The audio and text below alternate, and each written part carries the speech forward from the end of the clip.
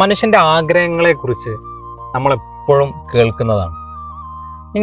നമ്മളെ ചെറിയ പ്രായം എടുത്തു നോക്കുക.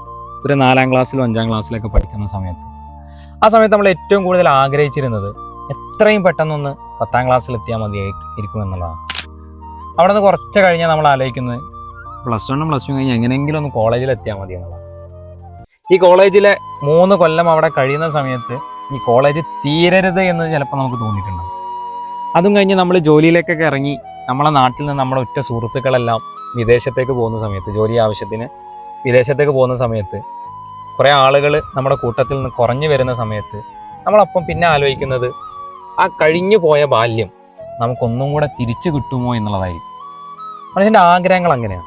ഓരോ ഘട്ടത്തിലെത്തുമ്പോഴും ആഗ്രഹങ്ങൾ കൂടിക്കൊണ്ടേയിരിക്കും. അതുകൊണ്ടാണല്ലോ ഒരു കവി പറഞ്ഞത് 10 കിട്ടിയാൽ 100 വേണമെന്നും 100 കിട്ടിയാൽ 1000 വേണമെന്നൊക്കെ. എത്ര കിട്ടിയാലും നമുക്ക് ആഗ്രഹങ്ങളുടെ അളവ് കുറവുണ്ടാവില്ല. പക്ഷേ എപ്പോഴും നമ്മൾ ആഗ്രഹിക്കുന്നത് നമ്മുടെ ചെറിയ പ്രായത്തിലാണ് ഏറ്റവും നല്ലത് എന്നുള്ളതാണ്. അങ്ങനെ തന്നെയല്ലേ കൂട്ടരെ?